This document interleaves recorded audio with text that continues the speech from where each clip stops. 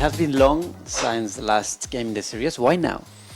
That's a great question. So I think the main reason is that we think there's a renewed interest in tennis today. I don't know exactly why it is. Maybe it's with the new generation of players that are coming through, like Alcaraz, Swiatek, for example. I think things maybe in tennis today are a little bit more unpredictable and gets people a bit more excited. And that's the main reason why we think it's the right time to bring topspin back to players. So changing from Mafia to a tennis game, how was that done? Because it's a new team inside Hangar 13, or it's yes, the same team? Yeah, it's a lot of the team that works on Topspin 2K25 comes from Mafia. Like we have a few veterans from the Topspin franchise, like maybe a dozen people that worked on the previous Topspin, myself included. So the first thing we did when we had to like get so much of the Mafia team working on the game, we're starting really getting people interested in tennis. So like we watched a lot of tennis. We had tennis camps as well, where we like came with everybody, the whole team playing tennis like for a day. We did a few of those just for people to really understand like what it's like to play tennis, what makes tennis like an exciting sport to watch and to play. And a lot of them actually enjoyed it. Like even today, when we're getting close to the end of the project, a lot of people are super happy to have had the opportunity to work on the game. They want to continue working on it as long as possible. So it's really something that I wasn't expecting to get like that much interest even from the team, but that really worked out really well for everyone. So you yourself play tennis. Mm-hmm. So how did you somehow put your experience into the game? Yeah, I think in most sports game in general, I think it really shows when the team that builds it is passionate about the sport. Like you can see all the details, and even in the gameplay, in the feeling that you're trying to recreate, when you have a team that knows about the game, it usually shows, and that's something that players enjoy. I think that was true for Topspin 4, and I'm sure that's going to be true for Topspin 2K25. So it's really both things, like trying to watch a lot of tennis and make the game look like real tennis, but also in the sensations when you play the game, when you have the controller in your hands, what replicates the sensations of playing tennis. So that's why we have timing as such an important mechanic of the game, because when you play tennis in real life, it's really critical to hit the ball like at the right time, at the right place.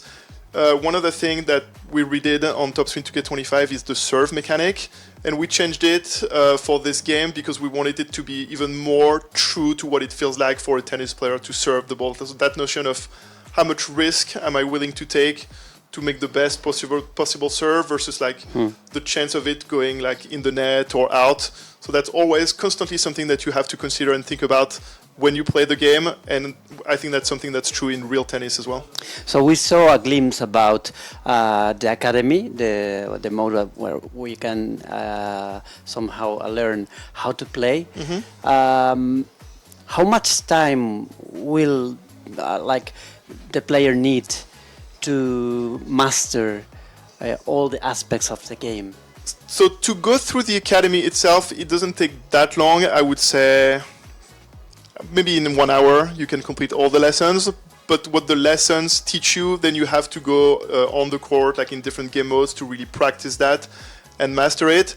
And what makes the gameplay of Topspin so rich and so deep is really how you respond to anything your opponent can throw at you. Like when you play online or even in career mode, you're going to play against players of different play styles that use different tactics to win the points. So how you answer those challenges and what kind of tactics you employ to counter those opponents, I think that's something that takes a lot more time to completely master. But again, the Topspin Academy is there to give you all the tools that you're going to need to play against any style of player, and like to also decide what type of player you want to be. So you can always go back to the Topspin Academy if you feel like, oh, I played against a serve and volley player, I didn't really know what to do to counter them. You can go to the playstyle lesson and try to figure out what weapons you can use to counter that type of player. You mentioned in the presentation that the game will have like season passes. So what kind of content will you add in the future? Yeah, so that's something we're going to cover in the coming weeks. So we haven't really announced anything yet. That's not something we're ready to talk about just now. Okay, and this game also changed the name. It's Topspin, but it's 2K25. That means we are getting more games through the years?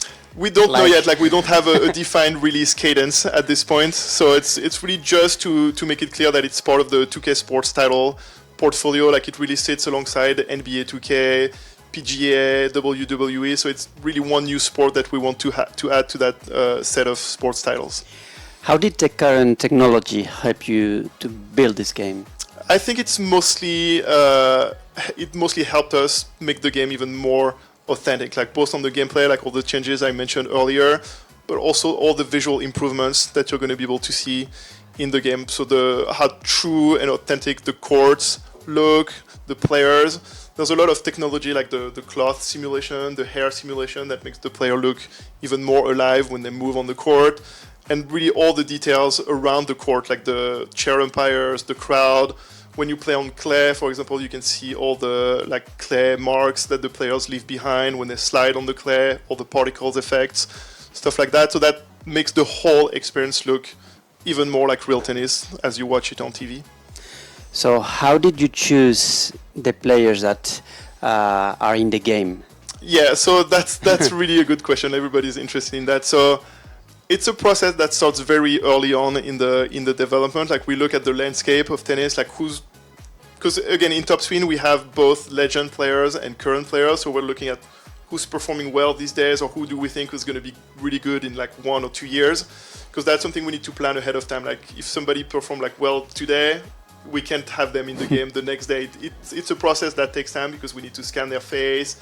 We obviously need to like discuss with them to make sure that they're interested in being in the game. They need to validate and approve like the way they look and that sort of things. So yeah, it's really something that starts early on in development, and we try to make our ideal list of players that we want to have, and then we just reach out to them and see if they're interested in being in the game. And how was the process of working alongside them? So yeah, we had the chance of meeting and shooting mocap with both Serena Williams and Roger Federer. So it's also something, again, that took a lot of planning because we only have a limited amount of time with them. Like they're really busy, as I'm sure you can imagine. So we have to come super prepared. We had 90 minutes with them just for the mocap part. So we have to come with a list of shots that we want to capture. Like for both of them, we wanted to have their serve, their forehands, their backhand. So we have a super precise list of what we want to capture. We use the ball machine to send balls at them, and we ask them like, okay, hit that forehand at that height with that type of movement 3 or 4 times. They did that, and then we moved on to the next take. So it's the same process we use for our like semi-pro athletes when we shoot mocap with them, but it was just more condensed because we needed to get all of that done in a much more limited amount of time.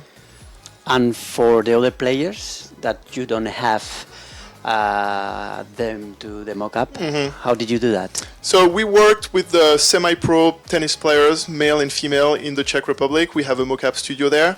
So what we do when we want to have a specific player's style, like it can be like a serve, a forehand, or a backhand, we capture or we record video references of them. There's a lot of them available on the internet. Like you can see a slow motion version of their serve, that sort of thing. So we capture, we get all those references, and then we show it to our like actor on the mocap stage, and we try to get them to replicate that motion. So it takes a few tries because it's really hard to copy somebody else's style in tennis, but we eventually always get there, and like they've been doing an amazing job trying to replicate those serves. So when you play with Iga Świątek or Carlos Alcaraz, you're going to recognize their serve, like it's really close to their actual motion.